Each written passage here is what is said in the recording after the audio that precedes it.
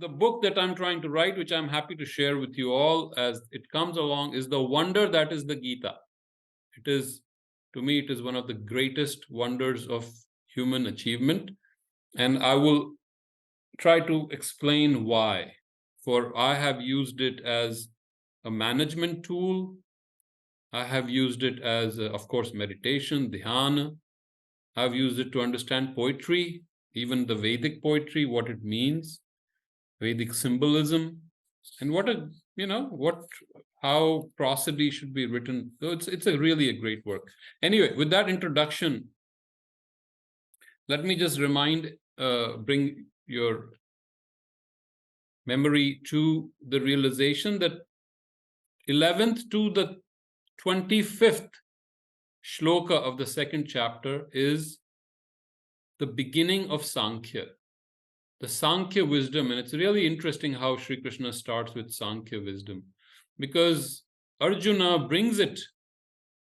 Arjuna says, this is all, I need to retire, I need to leave all this. And Sri Krishna uses that same framework to address his concerns. But let me throw in, because I love poetry, I'll just throw in a bonus for you all today. And I will go to the second and third shlokas of the Gita, so that you just appreciate what his style is. And then we will come to, so we understand the way a brilliant mind, genius level awareness works. So second chapter, first shloka is, Arjuna is full of tears. He's moved by so-called compassion and totally confused, Vishad Yoga. And Sanjay says, Tam tata krapaya vishtam ashrupurna kulekshanam. So he's avesh, it has entered him. Krapya is karuna, so-called karuna. It's not really karuna. Ashrupurna, tears, kulekshanam. He's akula. And ikshana, akshi is the eye. So in his eyes there are tears. Vishidantam midam vakyam uvacha Madhusudana. So Madhusudana at this point speaks. I just wanted to give you that brief introduction. And I just want to, those who love management, since you all are into, I think, management, you will love it. Kutastva kashmalamidam vishame samupastitam Anarya Jushtam Asvargyam Akirti Karam Arjuna. Our culture does not just give us one level of understanding. That is the genius of our culture. Wherever you are, that's where you can start.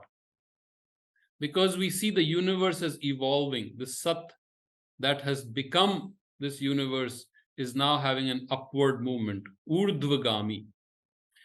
And so whichever level you are, you can do meditation, you can do dhyana, you can come in the dharma. And so he's talking at a level of Arjuna itself. Kutastva, from where has this stain come upon you, this mala, this filth? Calls it straight as it is. Look at how Sri Krishna responds to Arjuna. As it is, no beating around the bush, no walking on eggshells. This is the way it is. Kashmala.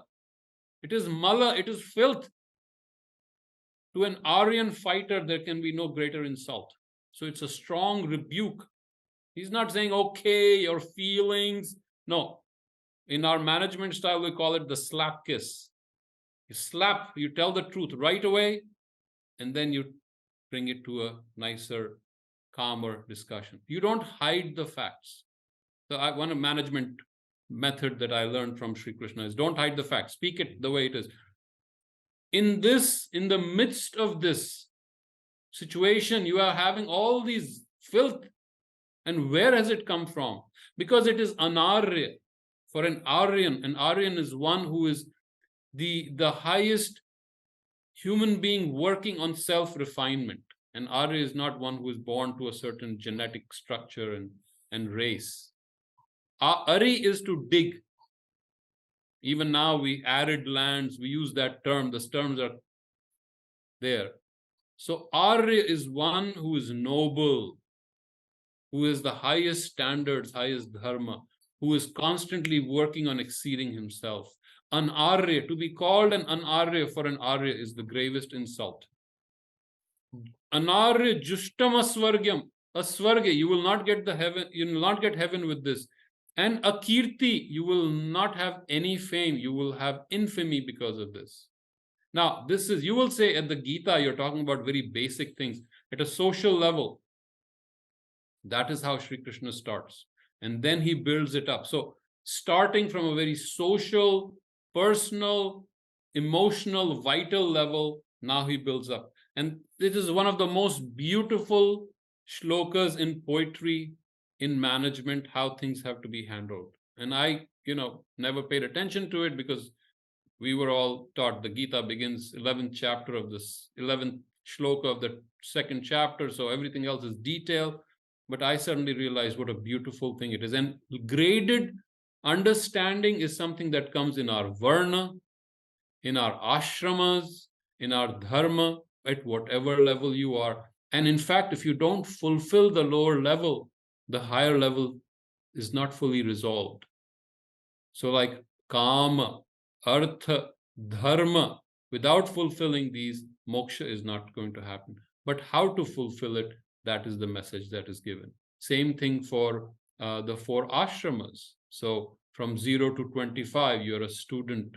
Brahmacharya, 25 to 50, grihastha, then vanaprastha, then sannyasa. Again, at each level, how do you fulfill yourself and still be in dharma? Now, some people can jump it, take a quantum leap, but our dharma, our Sanskriti always allowed for every level to come up. And just one more shloka, and then we will go to the Klaibyam masma gamaha partha naitattvayupapadyate kshudram hriday dorbalyam tyaktvo tishta parantapa. How beautifully he is. Klaibyam is a napunsak, impotent. No greater insult can come to a man. Forget a yodha like Arjuna. Do not move towards napunsakta. Do not move towards impotence, because that does not give you the glory, your shobha. And simple statement, kshudram, the lowest, hridaya dorbalyam, the weakness of the heart, drop these and arise. So it is, the genius is overwhelming. Now let's come to 11th shlok, which we have done before, so we don't need to go over it, although I love to recite it. I enjoy it. I hope you also can learn at least the sound, appreciate it, and maybe imbibe it. If you can imbibe it, I assure you that it is one of the most beautiful experiences. And there are some great chanters. I'm not a great chanter. I don't have that singing talent.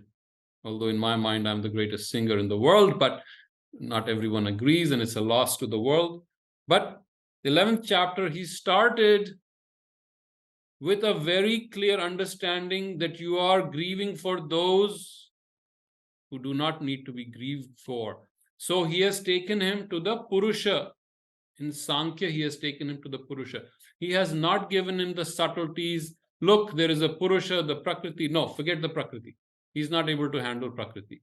He's not a metaphysical thinker. He's not an abstract thinker. So he says, think of the Purusha. The one who is in Purusha does not worry about death. No one is dying. And then the next shloka is, Natvevaham jatu nasam natvam neme janadhipah. There was never a time when we were not, and there will never be a time when we will not be. So again, we kept him there at that level. And then the 13th shlok, he says, Dehinosmin yatha dehe kaumaram yauvanam jara.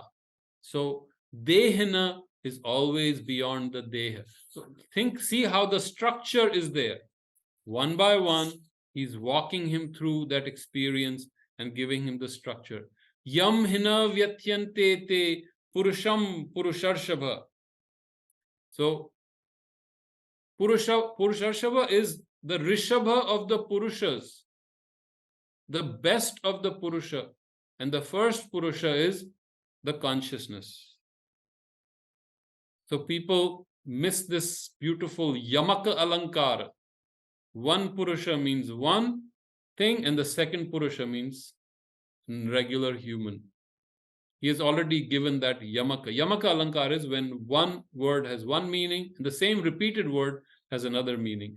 Yam hina vyathayantyete. Vyathayanti, vyatha will not come to you. Hey Purusha, greatest of the Purusha, in that consciousness.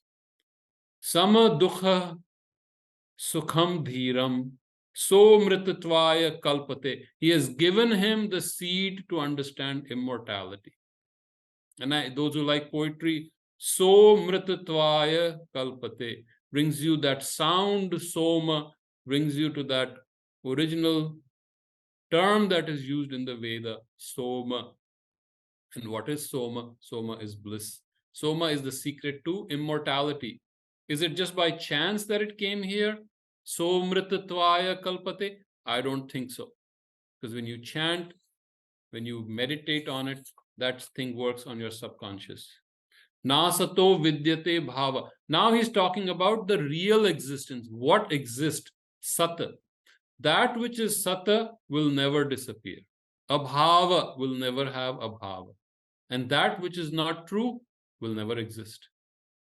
Very simple. So he has separated the understanding. What he has done is he has equated the Purusha, the pure consciousness, with that which is Sat. Understanding the difference between those two is critical. Tvanyos tattva darshibhi. Those who understand have seen the difference between the two and are able to discriminate. And he has brought him to that subtle thinking where he can separate. Now, this is called viveka. This is awakening of the buddhi. The manas is going udvigna, his brain is all over, fired up in the fever of confusion, delusions, doubts are coming. Now Sri Krishna is bringing him first a slap, then the kiss. The hacksaw method, I call it. First you chop the head off, like the Native Americans. First thing you chop the head off, then you discuss. Right away, boom, this is not worthy of you. Now let's discuss. So he is now making Arjuna use his discrimination. Just like we all are walking through, we start using our discrimination. There is a Purusha, it is coming back to our memory, it is our true awareness. Let's not worry about these things that are happening outside. Avinashi tu tadvidhi yena sarvam idam tatam, sorry. Avinashi tu tadvidhi yena sarvam idam tatam. Now again, tat has been used twice here. Those who love avinashi tu tat vidhi. Tat is that. The second tatam is tat tvama asi. So again, a beautiful yamak alankara. Those who enjoy can appreciate it. Avinashi tu tadvidhi. Know that Purusha is indestructible and it is imbuing everything. Whatever is here, it is imbuing it. It is pervading it. So now he has given him the sense of the Purusha, and now he has given him the awareness, how far it goes, and how powerful it is, even though it seems to us weak. Now, Sri Krishna's Sankhya will go beyond the Sankhya of the original Ishwar Krishna or Rishi Kapila. If we remember that, original Sankhya was Purusha, Prakriti. Two separate things, dualistic. They will never become one. What is the Purusha? Purusha is pure consciousness. Nitya can never be destroyed. Aja, unborn, untouched, no blemish, unstained. That's it. These are two separate. Sri Krishna takes him to the Purusha, and there is a method behind it which he will reveal later, because this Purusha is really the path to the Akshara Purusha, that which is indestructible, the path to the Atman. Someone had asked what the difference between the Atman and the Purusha is, and then the path to the Purushottama. The pure consciousness takes you to that which pervades everything. And what is that? That is the Atman. So subtly you see how he has structured Without giving you technical terms, he has taken his brain to that experience. So don't want to just keep, going back to what we've discussed in the past, but one more shlok. Antavanta ime deha nityas yokta sharirinaha. This body will die, but that which lives in this body, in this Puri of 9 gates, the Purusha that lives in this Puri of 9 gates is indestructible. Anashino prameyasya, that cannot be destroyed, that cannot be limited. Prameya, that cannot even be measured. And we've talked about Maya, what Maya really means. Again, the same root. Tasmad yudyasva bharata. That is why you must fight. Now, this is called punarukti alankara. Punarukti is repetition, recurrence, and this will keep coming back. If you remember the third shloka, Tyaktvottishta parantapa, stand up, you great warrior, you great ascetic. Now he's saying, Tasmad yudyasva bharata. That is why you must fight. And again, the insistence, what we call rhetoric in English, the art of rhetoric, the art of public speaking, the art of discourse, how to convince someone who's totally beyond the pale and to bring him back to a crowning realization. That is the genius of Sri Krishna, which we keep seeing. So let's come to the 19th one. I think Swamiji wanted us to talk about this today. Ya enam vetti hantaram, yaschainam manyate hatam, ubhau tau na vijanito, nayam hantina hanyate. Now this is one of the most beautiful, elegant shlokas in the massive treasure of the Gita. Those who think Ya enam veti. Veti, again, comes from vida. The root is to know. Those who see it or know it, it is what? The Purusha. As hantaram, hanti is to attack, one who will kill. So those who see the Purusha as that which kills, yash chainam, ya cha enam. And those who see, those who consider manyate, manyata, those who think as hatam, that it will be destroyed. So there are two kinds of people he talks about. Those who think the Purusha can kill and those who think the Purusha can be killed. Ubhau tau na vijanito. Ubhau is two. Ubhaya will keep coming to us. Ubhaya is alankara also, when you mix two alankars. And this word has come before. Ubhayorapi drishtonta in Shloka 16. And Sri Krishna likes to keep bringing us back. The sounds, the experience, he keeps bringing us back to the earlier experiences. This is a subtler movement. Ubhau tau na vijanito. Ubhau is both do not understand, both do not know. Nayam hantina hanyate. One of the most beautiful phrases that we should internalize. It can neither be killed nor does it kill. That is the beautiful experience and expression. And look at how precisely he has done it with minimum alphabets or varnas. Na, ya, ha. Only 3. Nayam hantina hanyate and ta.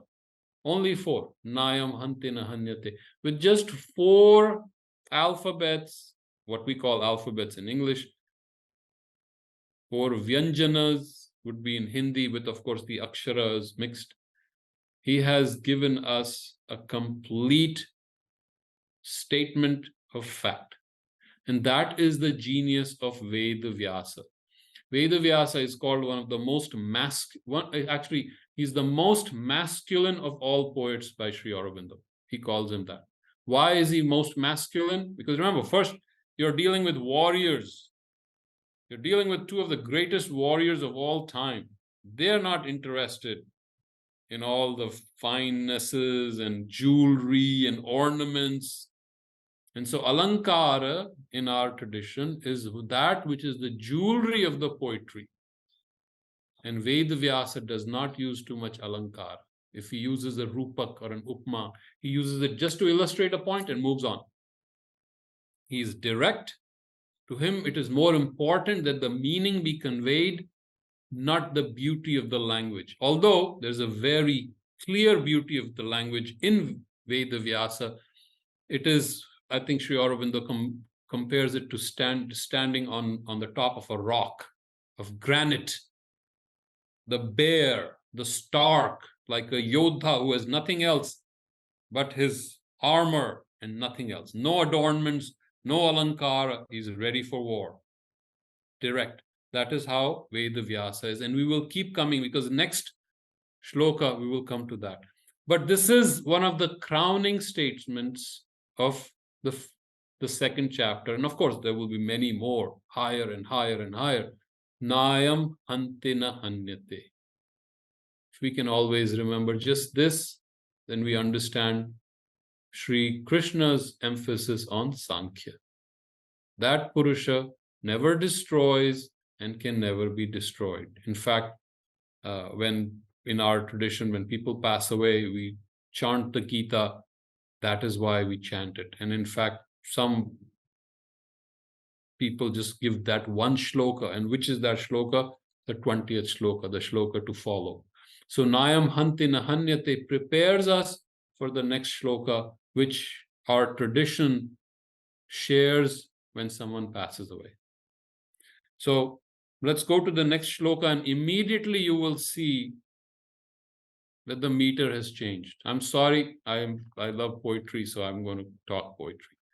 In the first one, if you saw, it is called the Trishtup. Sorry, it is called the Anushtup. Anushtup is 8 varna in each pada. So there are 4 padas, 2 lines. Each line is 2 padas, or hemisticks as we call them in English. And each pada has 8 varnas. So this is Varnik Chanda. For example, Ya, A, Na, Va, Ta, Ha, Ta, Ha, Tara. I think I got, anyway. Ha, Tara. So 3, 4, 8 varnas, or Nayam Hantina Hanyate. Na, Ya, Ha, Ta, Na, Ha, Ya, Ta. 8 varnas. Whether they are risva or whether they are dirgh, that is a secondary thing.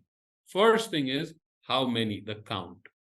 And Anushtup has been used in the Veda, one of the common meters or chandas in the Veda. So those who love Vedic readings, they will enjoy it. And then comes the Trishtup. Trishtup is 11, 11, 11, 11. Usually comes when you are saying something of an even wider reach, or even more considered, measured, different situations, or when you're too emotional, which Arjun uses when he's very emotional. If you go back, when he's talking about that he doesn't want to kill his guru and all, he jumps into Anushtup, then he goes back into Trishtup. So here now we have moved, 20th shloka is the Trishtup. 11, 11, 11, 11. न जायते म्रियते वा कदाचित् नायं भूत्वा भविता न भूयः. Look at the beauty of the language. Nayam bhutva bhavita va na bhuyah. Only 5 varnas, and he has given us a whole meaning, a whole sentence with just 5 varnas.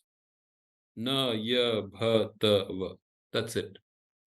Ajo nityash. Ajo nityash shashvato yam puranaha nahanyate hanyamane sharire. Those who love chanting will see that I split the sandhi. In regular text, you will see kadachinnayam, but when you are splitting it, it becomes kadachit, because the first pada is kadachit and nayam is the second pada. When you bring them together, it becomes kadachinnaya. But when you chant, you say kadachita, you stop there, and then you say nayam. Same thing at the end of the third one, you don't say purano, you say puranaha when you're chanting. Again, Gita chanting is a beautiful thing. If you begin to love that. I also listen to the masters and see how beautifully they chant it, and I'm just energized with it. So he has talked about that Purusha which can never be destroyed, which can never be killed, and which can never kill. Why can the Purusha never kill?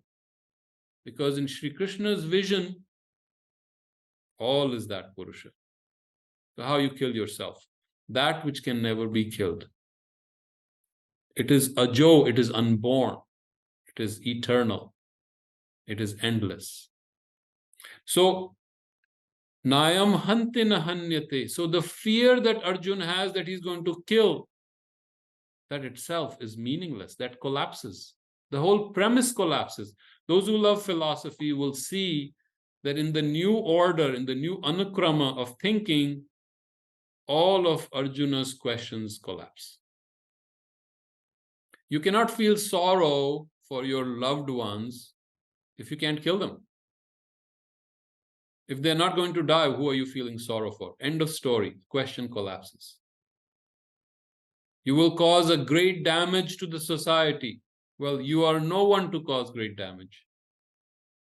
Question collapses. Often people complain, and we have discussed this in the past discussion, that Sri Krishna never answers Arjuna's question. That's not correct. Sri Krishna not only answers them, he destroys those questions. He takes away those questions. Those questions become meaningless. In this new consciousness where you cannot kill and where you cannot be killed, the whole premise of Arjun's Vishad is destroyed. That is the genius of a master. So, najayate mriyate va kadachita. It never is born, nor does it die. Nayam bhutva bhavita va na bhuyah. Nor is it that it happens once and after happening it will never happen again. This is just another way of explaining. Ajo nityash. So whenever there's a visarg followed by a sha, that visarg becomes a sha. And you will see if it's followed by a pa, it becomes a fa. That is in chanting. Ajo nityash shashvatoyam puranaha. Ajo, unborn. Nitya, always is going to abide, will never disappear. Now, Nitya and Sat go together. So we've talked about Sat in the past. Remember, he's talking about the same thing. He's talking about the Purusha. Shashvato, eternal. Puranaha, ancient. Puranaha, before time. Again, these are beautiful words. And in our Chanda, it is called the Kavya Linga Alankara. Yukti, where you start giving different ullekha. You have to describe it in different ways. You describe the same thing in different ways, and then he's giving him the reasoning. It's called Yukti Alankar. He's giving him the logic behind the understanding. Na hanyate hanyamane sharire. Even if the body is destroyed, it is never destroyed. Now, if you go back to the previous shloka, Nayam hanti na hanyate. Now he's given us another nuance of it. Nahanyate hanyamane sharire. Again, another beautiful shloka which is worthy when someone passes on, leaves their body. This is the shloka we usually send, at least traditionally, or used to send, if anyone now remembers. But that's the shloka that was sent to me when my father left his body. And it suddenly reminds you of that state where no death is possible. It is a beautiful reminder. It is a beautiful shloka, and it's really a high level. He takes it. All the previous 10 shlokas come to a rising pitch, and that's where he ends. Nahanyate hanyamane sharire. Now, it's not that he ends. He's going to bring in another movement and take it further and keep building it like almost a musical structure. And you will see constantly in the Gita these kind of notes Sri Krishna will take very beautifully, raises them up, takes them to a higher understanding, then he'll tie it to another note, which he will raise to a higher understanding, and constantly he will keep raising our understanding. Arjuna will come questioning this later. Arjuna will say, you keep telling me how jnana is so important, then why are you telling me to fight? And this comes in the 3rd chapter, and I'm preempting myself, but it's almost like Sri Krishna prepares the ground for Arjun to ask the next question. It's like a brilliant chess master who's anticipating the question that is going to come. He gives you the basics, the fundamentals of the whole Gita, prepares us in the 2nd chapter. Then he lets Arjuna come with the question that is the most reasonable, sensible, logical, which is the real question. He has not answered it quickly, go fight and end it. He has given him the ground to understand it, because the Gita, of course, is not just a manual to fight. The Gita is a manual to practice Sanatana Dharma. And without that deeper understanding, we cannot practice it. Even someone, a practical man like Arjuna, needs to have the fundamentals. So in 700 shlokas, he gives us the basic, ground of mental preparation that we have to be able to function nicely. And the fun that we have when we do this, we learn a lot. We learn art, we learn poetry. We are reading a classic of Indian literature, the greatest among the greatest, alongside the Veda and the Upanishads, the greatest. And now we understand why it is the greatest.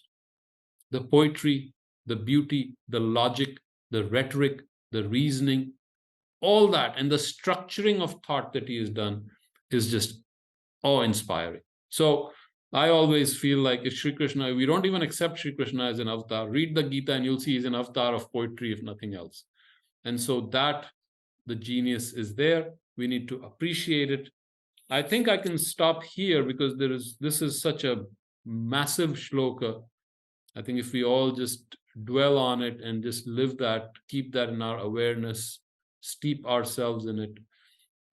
There are a lot of lessons of management in the Gita, and I'm sure people have written books on it, though I've never read them because I just internalize what I read from the Gita itself. But those who love management also can see different approaches to management that will come in Karma Yoga later. So I think we can take a break here if there are any questions, unless you want me to take on more shlokas after this. So Jiten has asked something. He said, in your series with Omi, you detailed out how Prakriti as Sattva, Rajas, Tamas is different from Purusha. Yes. For me, it was a powerful realization as I was only satisfied with Sattva.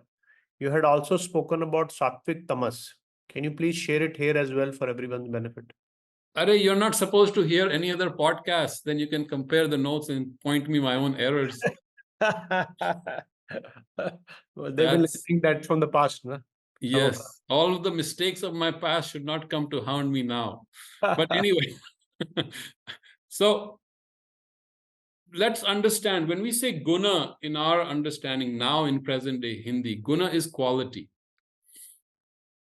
But the guna that we are talking about, sattva, rajas, tamas, is not a quality. It is not like this pen, it has a purple color, I think purple. Pallavi can tell me if my color sense is right. I think it's a purple color. It is not like sattva is a quality of the pen. It is a purple color. Purple is a quality of the pen. No. The way it is described in Sankhya is, it is the 3 strands of the rope that form the rope. So guna is not quality. Guna is what it is. You follow me? It's not like there are 3 strands. One is colored red, one is blue, one is yellow, and the red color is sattva and the blue color is rajas. No. The strand itself is sattva. The other strand is rajas, and they're completely twisted together, pun intended. They form that rope.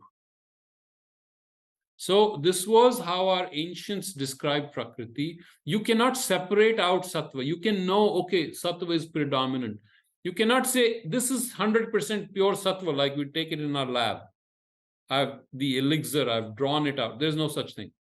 There's no time where we will have 100% Sattva. There will always be Rajas and Tamas to a smaller element as part of that. That is how Prakriti is. So this Prakriti is formed of the three Rajas, Sattva, and Tamas. Inextricably, which cannot be extricated. You cannot separate them out. Now, how did they reach that? Now, let's go back to the original, our great rishis, Kapila, Ishwar, Krishna, who wrote the Sankhya Karika. Their approach was observing, just observing the intricate knot of our psychology, of our life, of our body, of our social relations, of the universe. How do you separate them? So they saw these three movements, these three gunas, and they described it. And there was just observation. So Sankhya means what? Enumeration. Sankhya, you separate. There was no desire to synthesize. There's no desire to unify. Desire to separate. You're separating them. So they saw external bhuta, the five bhutas, which are fire, water, air, sky, earth, five bhutas. And then the five ways they represent, so sound and smell and light, or all the five. Then the subjective tattvas. Hello. Now there is a little yogi sitting there. So the subtler tattvas, tattva means what? That. That's all it means. Tat is that. They did not look at this innocence and the simplicity of these beautiful buddhis. What that? Not giving a definition. The first thing we do is we give a definition. Forget the definition. That. So our subjective constitution is made of what? The indriya. And of course, there are the 5 karmendriya and the 5 jnanendriya, which the bhutas present to our indriya as matra, as the vishaya, and that's how there is perception. Right? So far, so good. So this is just, they're breaking it down. Okay. At least that's how I imagine it. But then you go deeper and you say there is something more. There is a sense of self. There's a sense of being, me. So they called it ahama. And then there was the mind, the thought. You can see the mind. Things are being connected, random jumping here and there. That is the manasa. And just in the process of discrimination, they came to that which is called the buddhi. The highest level of understanding, which is above the manasa. So already sage Kapila with Sankhya has taken us to the enumeration of all these separate things. And through that buddhi, they were able to realize that there is an awareness, there is a pure awareness that is beyond, untouched, unblemished. No matter how much hula baloo you create here, all this prakriti, these movements are happening, there is something that is untouched. And they called it the Purusha. That is what original Sankhya was. The problem with this, at least, and Sri Aurobindo describes it beautifully, at least it gives us a fundamental framework of what we need to do going forward. It doesn't answer all the questions. Now you will ask, can you also why talk is there about Purusha? Can you also talk about the karmendris, the Yeah, 5 karmendriya, 5 jnanendriya. मैं call में हूँ, उठ नहीं सकता. What's that? Yeah, disturbance. I'm saying the Gyanendris is what we receive from, right? The eyes. Gyan and then karmendriya, your hand, your feet, the genitals, all those 5. I didn't want to go into that. Those are more details. What we want to see is the separation, the Purusha and the Prakriti. Okay. Purusha is pure consciousness, unstained, inactive, full of luminosity, full of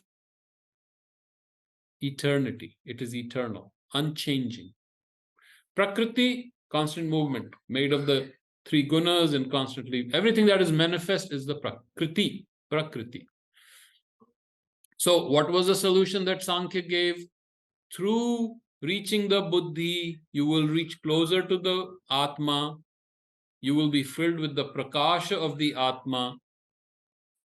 And realizing your identity with the Purusha, you will be free of this world and you will have mukti. This is the solution of Sankhya, original Sankhya. Problem is, it is trenchantly, as Sri Aurobindo says, dualistic, Dvaitvadi, Purusha, Prakriti. There's no point there can become one. Now, as we understand it from now, looking back,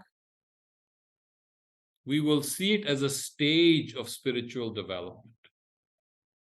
And then another master comes who reconciles this duality. That is what happens. And that is what happened in our culture. The beautiful part of our culture is every age, some master came and took all that was there from the past and then reconfigured it, redesigned it, spoke it in a different language, yet kept the essence of the original. And we see that with every great avatar, we see that happen. And we are able to question ourselves. We are able to test everything and reconsider everything and put it together in a new framework. So I think Jitenji, if I remember, that was the difference between the three gunas for Prakriti and then the Purusha. This we must understand. Without understanding this, we will not understand the Sankhya of the Gita. The Gita takes the duality of the Sankhya, original Sankhya, and takes it to a higher level where they get unified. We must understand this. That is why the Gita is a Vedantic work. Advaita is there. Advaita, non-two, no two, Advaita Vedanta. But the Gita brings all these together. That's its genius. It will take it from their framework. It takes the Sankhya framework and transforms it. That is the amazing accomplishment. It is not like he's arguing with it and he destroys Sankhya. He takes Sankhya because there's truth in the Sankhya and he transforms that framework into a greater framework. Now, that is why the Gita is such a great work of philosophy. He absorbs it. And it's not that he does it intellectually, because he is that. He has lived it. He has lived that experience, and he has reached an even higher experience where even the Prakriti is part of him. That is the genius of Sri Krishna's achievement. So I hope I answered the question. But if you want me to talk more about it, we can. You can ask Jiten. Also, the tamasic sattvam or sattvic tamas. Yes, sattvic tamas. Yeah. So all of us have all three elements in us, right? We all realize that, I hope. This baby is beautiful. I'm totally concentrated. She can go. Let her play. That's fine. I think it's a she. Let her be. So we all have sattva, tamas, and rajas in us, right? You go to sleep. You slept last night. That was tamas. We are talking. We are interacting. Where's that energy? The life force. That is rajas. We're talking about a higher awareness, luminosity. That is sattva. We all have it. So the way Sri Aurobindo described it beautifully, he takes two factors. One is ignorance. That is tamas. Ignorance. Tamas does not know. Two, lack of mobility. Tamas does not move.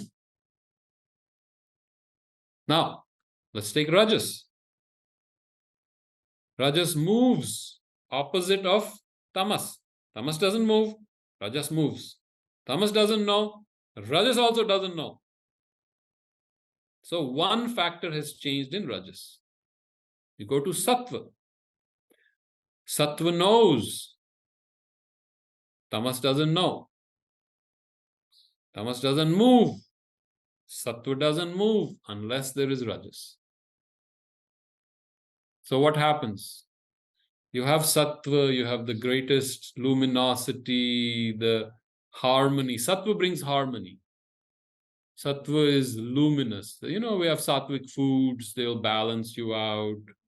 You will not have, just look at our foods. If you eat meat and you are a fighter and you're energetic, that is Rajas. Virat Kohli on the cricket field, those who like cricket, Virat Kohli is an example of Rajas. He'll go in their face, he'll move the bales, that is Rajas. Which is our nation is experiencing that. Our nation is becoming more Rajasic from Tamasic. People are willing to move on and create and do things and not afraid and tell the Americans, no, we will not follow what you tell us. That is Rajas. Tamas, okay, we are smarter, we have the spirit in us, we are the self, but we will not do anything. And that knowledge itself is corrupted. No movement, that is tamas. Now, sattva is lumina, it's closer to light. It is not perfect light. For perfect light, remember, you have to go beyond Prakriti. But sattva is the principle of harmony. We confuse sattva as Atma Jnana, and that is the beginning of tamas. For example, someone like Swamiji, sitting in front of the lotus, peaceful, quiet, that's a sattvic state, which we need as a fundamental requirement for him to ascend to a higher awareness. I pull on Swamiji because that gives me great ananda. So for my ananda, he allows it. So you had nice food, small food, you had some almonds, you had some honey, you had some dahi, you had some orange, mausami. These are all sattvic fruits. Now you're all peaceful. You had a great muni sitting there. Right? This is what they do. And they practice ahimsa. They don't kill anyone now, and they're in sattva. Now what? They don't move. There's no rajas in it. There's no fire. Or there will be statements, and I'll give you the statement, and that'll give you an idea of what. When partition happened, one of our great leaders, the father of the nation, said, if the Muslims want to rape our women, if that's what makes them happy, allow them. My message to the women is allow them, and if you're really pure, you will die. I kid you not. This is actual statement. If that makes them happy, let them indulge themselves. If it pleases our Muslim brother that the Hindus be completely destroyed, so let it be. That is all I have to say. I rest my case. In Mopla massacre, he said the same. Exactly. This is exactly the opposite of what Sri Krishna says. This is the ahankar that I know what is right, and you will all do what I tell you is right. And my personal purity is better than the agony and the suffering of anybody else. He's stuck. Gandhiji was stuck in his sattva. He never went beyond sattva. He identified sattva as adhyatma. No, sorry, it is not. When Hitler invaded Poland, he said, use soul force. What soul force? Hitler raped their women and killed them and did all kinds of things. No, that is not soul force. Soul force would have been that Hitler would not have been able to invade. That's true soul force. So there comes an ego that I know better because I've lived the pure life. Pure. Whatever that means. I've lived the sattvic life, so I know. No, you don't. You're an idiot. I'm saying it here. How can you make it a policy of the nation, of an administration that has the responsibility of these millions? And this is your response to the women. This is your response to the children. And this is what held us back. When we go back and say, what was our mistake? If there was a mistake, these guys fought. They were sincere. I believe they tried their best. But somewhere a knot came. And we need to understand that knot. That sattva is not adhyatma. When you confuse the sattva with adhyatma, then bad things happen. Because now you have appropriated that wisdom to yourself. I know because I've lived in sattva. No. Because even if you lived in sattva, you did not get rid of tamas. You did not get rid of rajas. They're all inside you. They are within you. And as long as they're within you, you cannot. In our Indian tradition, you are not a jivan mukta. You're not a liberated being. You do not have Atma Gyan and Atma Prakash. And the greatness of our Sanskriti is we were led by those who had the Atma Prakash. They would say, the Rishi would say, this needs to be done, and the king would follow it. Why? Because the Rishi had the higher knowledge. When Vishwamitra came to Raja Dashratha, I want to take your son to fight the Asuras, the Rakshasas. Now, you would say, no, I'll send you my army, right? That's exactly what they said. But Vishwamitra said, I need only Rama. Guess what they did? Go Rama. Even though this young teenager who doesn't even know all the tricks, but Vishwamitra said it. And Vasishtha agreed. Two greatest rishis in that lineage said, go. Rama went. They saw something else. They had a higher knowledge. That is how, throughout our history, our civilization has kept that wisdom at the peak. What happens with us is we have, unfortunately, through the corruption of our knowledge of our ancient shastras, we have confused sattva as higher knowledge. We have confused sattva with tapas. It is not tapas. It is yam, sanyama, it's okay. It is a preparation. But that does not make you a rishi. That does not make you a mahatma. The term is wrong. He cannot be called a mahatma. A mahatma is one who has realized the Atman and is living in that. The mahat, the wideness, the width of the Atma, Mahatma, that is the Mahanatma. Gandhiji never, he didn't even claim that he lived in that consciousness, and he definitely didn't. You read him, you hear him, no. So that is where we get confused. Sattvic tamas is a very dangerous thing. The awareness, and then sattvic tamas crowds your intelligence, because now you think I have reached. Why have you reached? Because I chant these mantras, I eat very healthy, I don't do any killing, I only say nice things. Well, so what? I can do that. So the confusion is the problem, and that's why sattvic aham. Look at the sattvic aham of being, you see that in the Cripps mission, when the British, was a massive mistake. Those who remember 1942, those who can see through the movements of time, of the energies. So what did Sri Aurobindo say when Cripps came to India with an offer? Dominion status. We will give you the freedom to elect your own representatives. Remember, this was not the time of partition, 1942. It was one country. What did Sri Aurobindo say? Accept it. He was the only leader who said. All the congressmen said, no. Mahatma Gandhi, so-called Mahatma Gandhi, said, it is a post-dated check which we can never encash. That was his famous statement.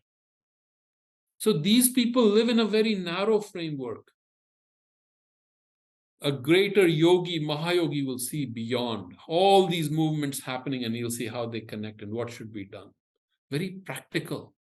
What needs to be done? In their sattvic knowledge, they become very impractical because they have to uphold an ideal. So we are facing, living the deleterious effects of the sattvic ahankara or the sattvic tamas. It's only now that Rajas is awakening in our nation. The Kshatriya Bhava is awakening, and we are able to pull out of that tamas. You need Rajas. Massively, you need Rajas. And if you remember Swami Vivekananda, what did he tell people? When young people came to him, we want to learn Adhyatma, he says, what did he tell them? Go and play football. Bring your Rajas out. Don't be tamasic. Don't be full of inertia. Eat meat. Can you imagine? The Sattvic Guru will pass out. Eat meat? No, eat meat because you have to awaken that Kshatriya Bhav. You have to fight. Fight. Uttishta Bharata. How is the Bharata Varsh going to get up?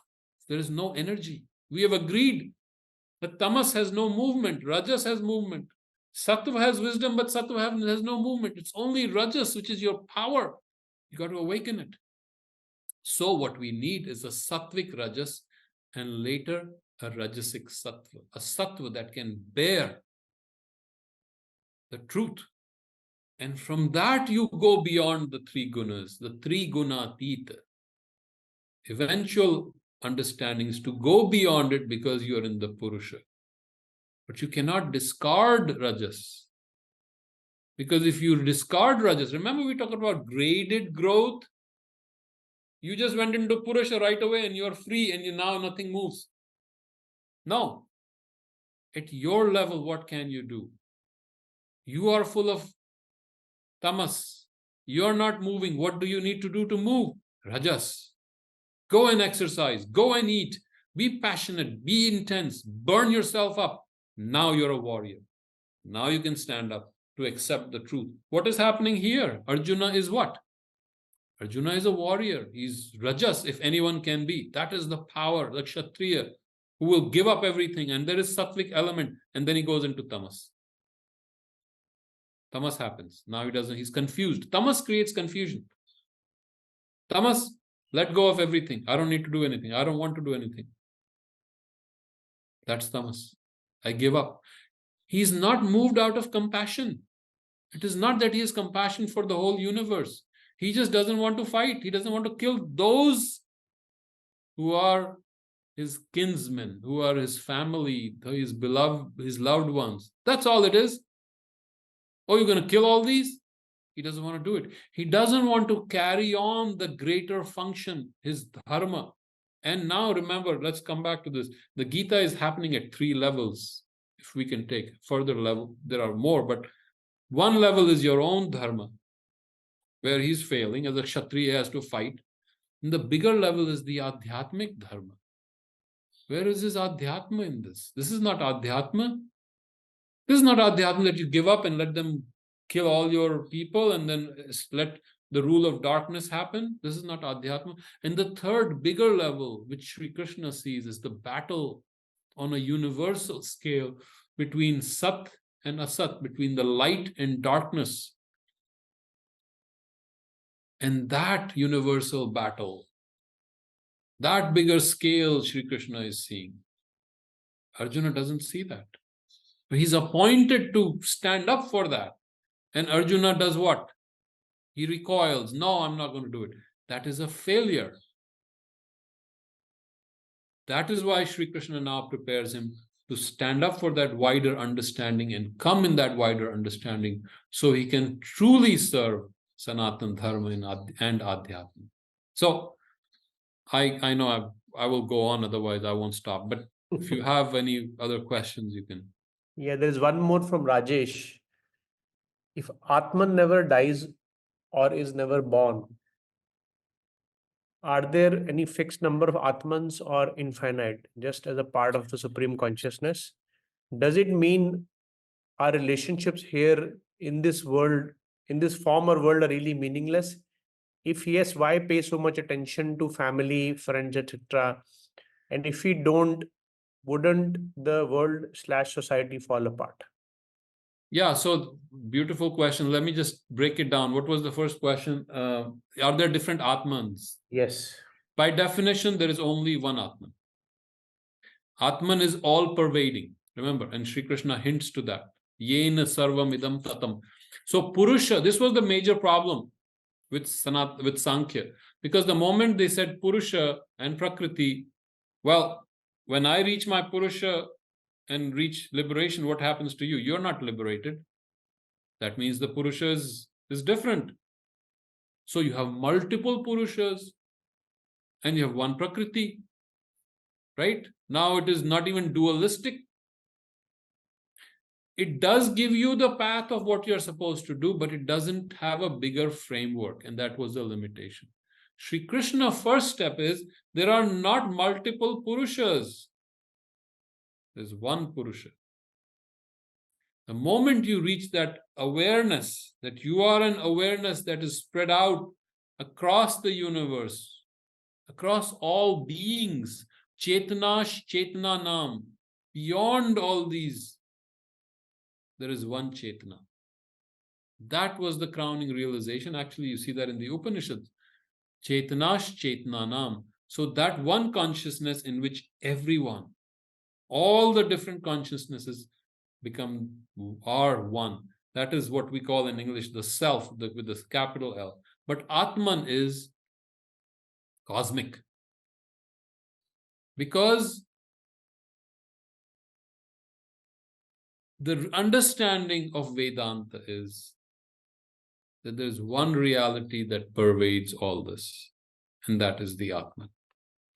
So I hope I answered your question, Rajeshji, that they're not different Purushas, and Sri Krishna beautifully brings it into one. What was the second question? I forget. If Atman does not die or is never born, does it mean that our relationships here in this form or world are meaningless? If yes, why pay so much attention to family, friends, etc.? Right. And if we don't, will the world collapse, the society collapse? Okay, so these are very important questions. Actually, the whole Gita is answering that question. If you do not do your work, the world will collapse. And that's what Sri Krishna says. If I did not act, if I did not do my karma yoga, this world will not be sustainable. So even I do karma. Sri Krishna's total insistence from beginning to the end is you will do your karma. Even though you realize your higher self, you will do karma. Why? Loka sangraha. To keep these people together. And he says very clearly, you will give them a bad example. If you quit suddenly, and what happens to their understanding? They will say, okay, quit. But they're not ready for it. We talked about a graded level of understanding. So that little girl who was there playing with Jitenji, now you suddenly tell her, okay, it is all the Atman, now drop everything. She won't even understand it. She is living in her own dharma. You cannot contradict her dharma. Her dharma is to play. Her dharma is to be a little girl. That is her dharma. But if you nourish her, nurture her beautifully, then she will someday reach a point where she also grows into that light of Atma Prakash. So we cannot mix the paradigms. That is a big mistake we say. Yes, Atman is all, but then nothing is unimportant. And so let's talk about, this is another big issue that happened with Shankaracharya. So Shankaracharya says, Brahman Satyam Jagan Mithya. Jiva Brahmanayava Napara. Now what do you do? How do you explain this? How do you explain this confusion, this mess? What does Shankaracharya do? He describes it as Anukrama. Two Anukrama. One is the Vyavaharik Anukrama, because then you can't do anything. In the Adhyatmic Anukrama, what can you do if all is the Brahman? Nothing to be done. So he said there is the Vyavaharik Anukrama, where you are you and your wife is your wife, and the little girl is the little girl, and you have to, in that Vyavahara, you will take care of everyone. Yatha Yogya. In that Anukrama, you will stay with that Anukrama. And then he used the concept of Maya. His concept of Maya, I believe we misunderstood, and now it's difficult to say what he really meant, but we confused it. We thought it was illusion. That this is all illusion. This is unfortunately, the Indian tendency, Indian mind accepted that as illusion. But Maya is not illusion. I think we have discussed it. Maya is the power of the ineffable, the formless, to become form, to create itself into form. Now we are that form. We are not seeing that ineffable. It is so powerful, this Maya, that is holding us together, that it requires a different movement to understand what this Maya is.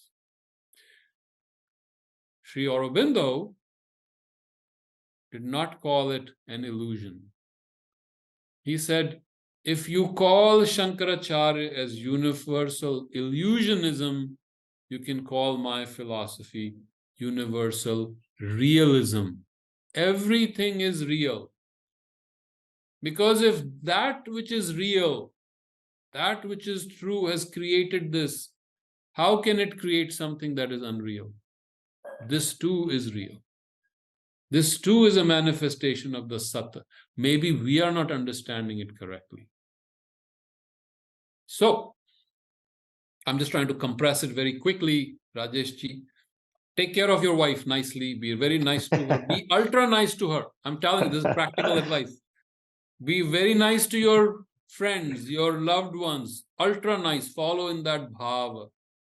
Treat everyone as if they are Narayana himself, for they are. That doesn't mean you just wimp out. And if someone is attacking you, you don't hit back, because you are Narayana too. So honoring the Narayana within, honoring the Narayan in everyone else, and that is the bhava of the Atman. The moment you see the divine in everything and everyone else, and as everyone else, you have reached the consciousness of the Atman. Purusha, someone had asked this earlier. Purusha is pure consciousness.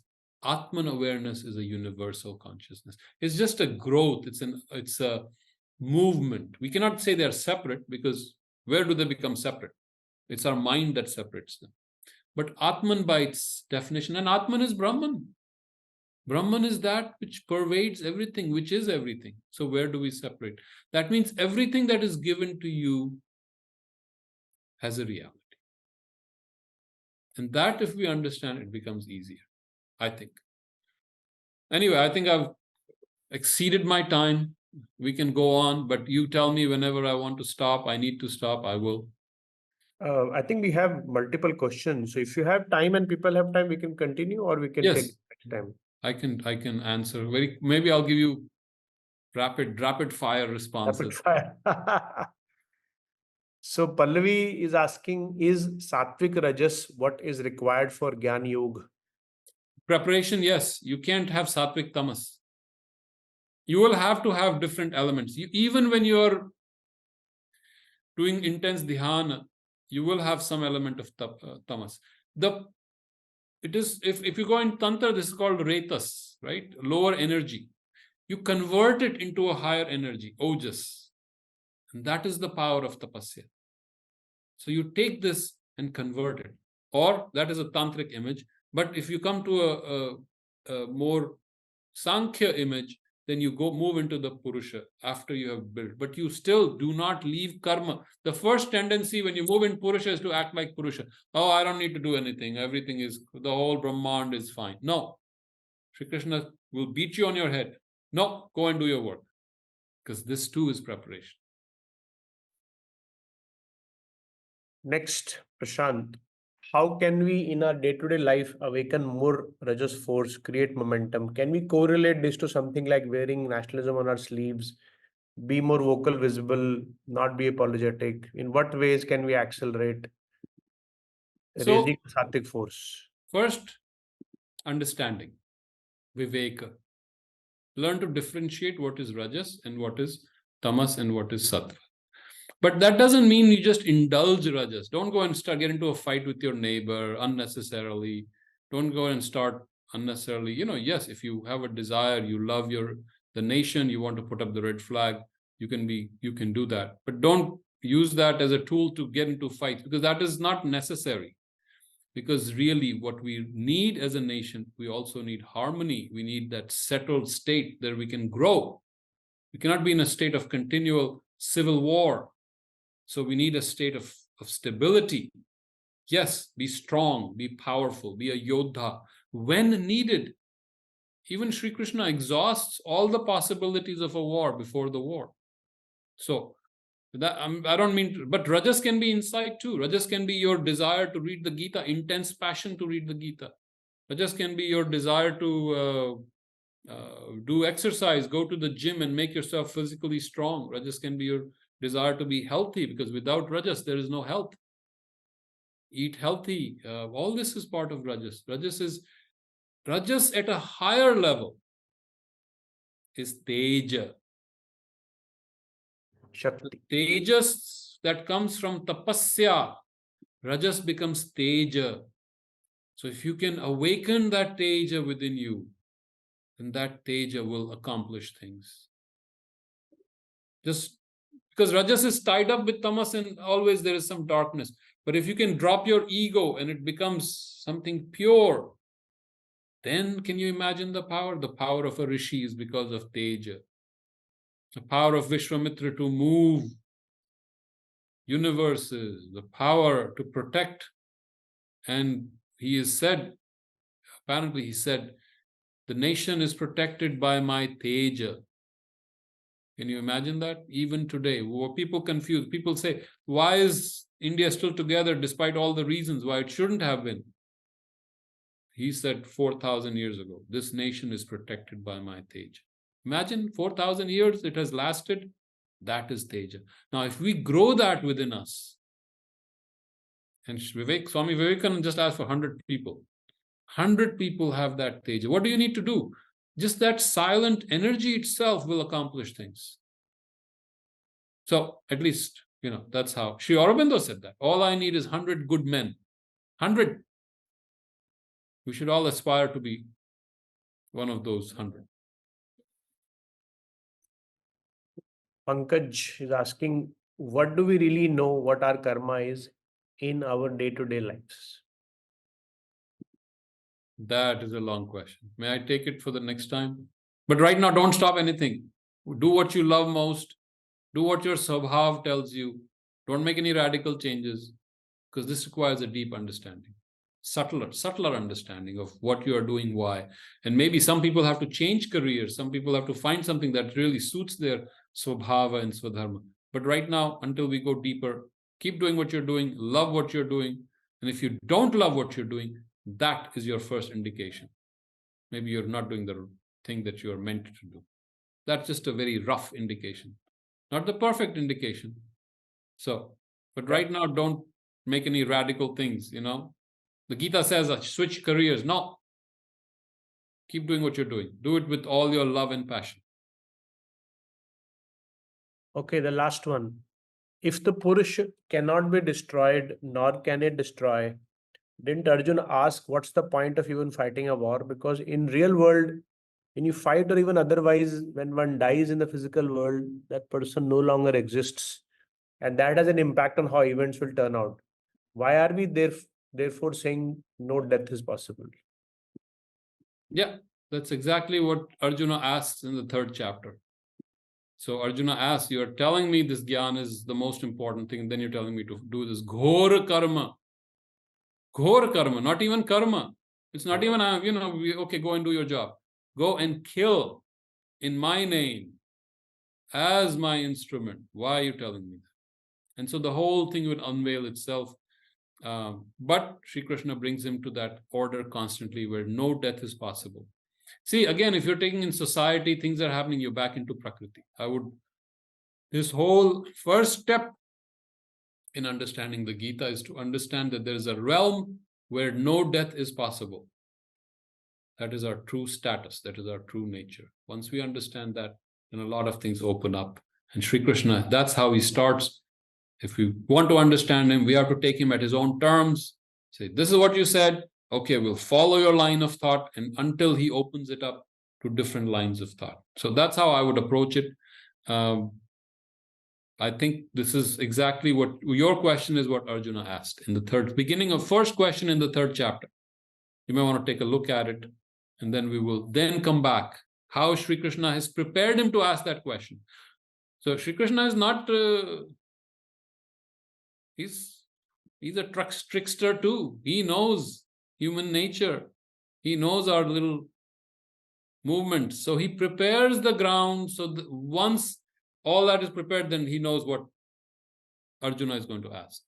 So that is Sri Krishna's Leela. So if you ask that question, you're doing the same thing as Arjuna did. You're on the right track.